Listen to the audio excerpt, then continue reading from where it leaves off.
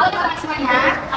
Perkenalkan, nama saya Laura Nikita dan pada kesempatan kali ini saya ingin memaparkan suatu topik yang sangat relevan dengan kita saat ini, yaitu gaya hidup mahasiswa generasi Z.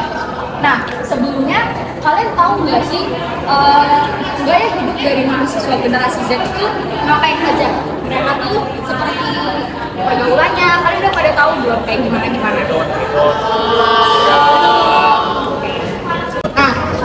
Topik yang akan saya bahas ini merupakan gaya hidup mahasiswa generasi Z, yang dimana saya akan membahas bagaimana cara pergaulan mahasiswa generasi Z, dimana di dalamnya itu para generasi Z ini suka banget bersirkel.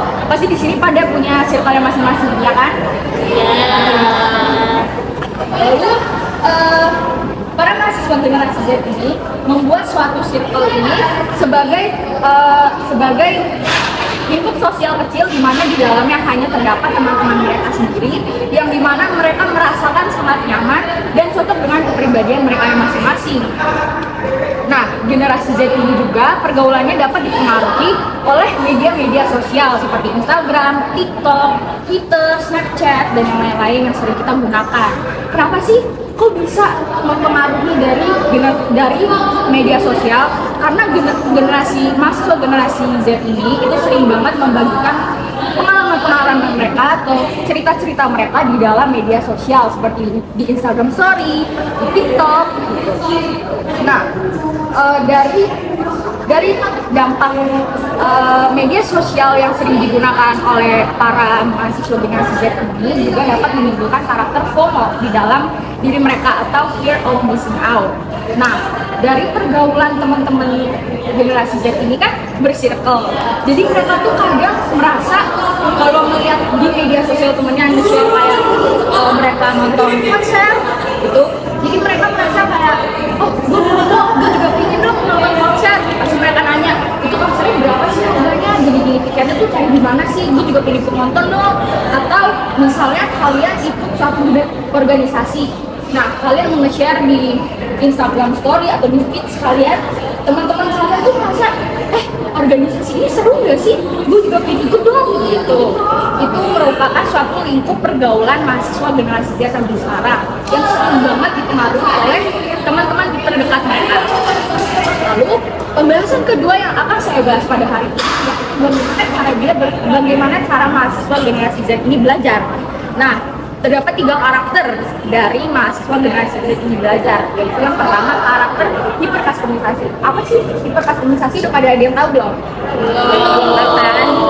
Nah, hiperkas komunikasi ini tuh muncul karena para mahasiswa generasi Z ini lahir di lingkungan yang menuntut diri mereka untuk mengetahui diri mereka sendiri. Seperti misalnya sekarang kita udah tahu MBTI kita apa, gitu kan. Pokoknya kepribadian dan kepentingan apa yang cocok dengan diri kita sendiri gitu.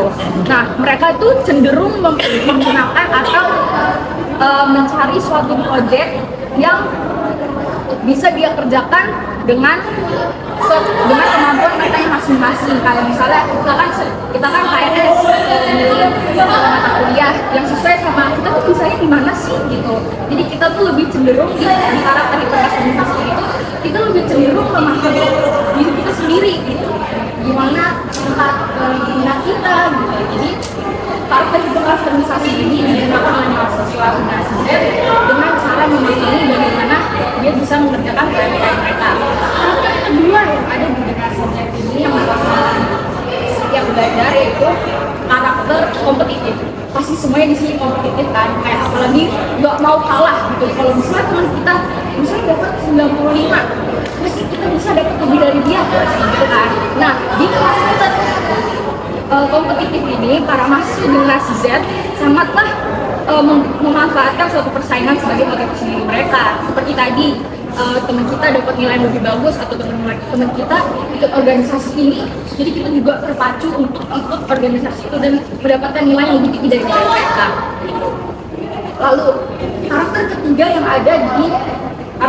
dari bagaimana cara mahasiswa generasi Z ini belajar itu adalah karakter ekonomis. Pasti belum pada tahu juga kan ekonomis apa. Jadi di sini ekonomis itu merupakan suatu konsep di mana para mahasiswa generasi Z ini belajar dengan cara berkelompok, ya kan? Jadi melibatkan lebih dari satu mahasiswa untuk mengerjakan proyek-proyek yang mereka terima.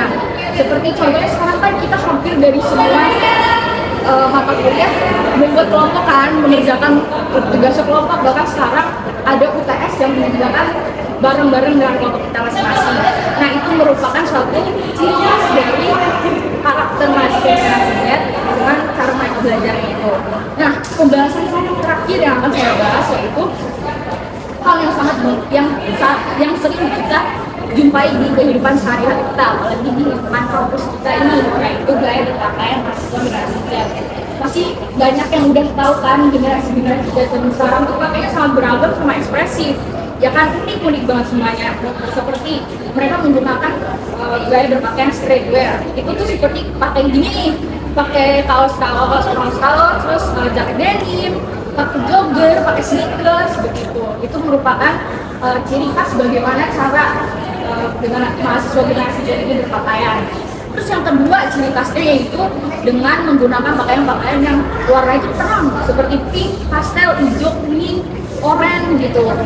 Jadi mereka dengan cara menggunakan pakaian yang terang ini menunjukkan bagaimana semangat mereka sama energi mereka itu terlalu begitu.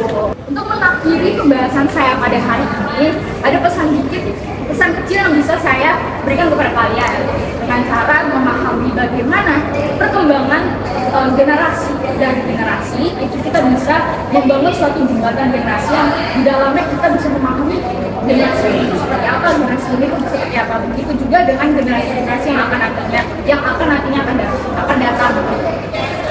Jadi sekian pembahasan saya pada hari ini. Semoga pembahasan saya ini bisa meningkatkan pengetahuan kalian tentang mahasiswa generasi zaman sekarang. Terima kasih.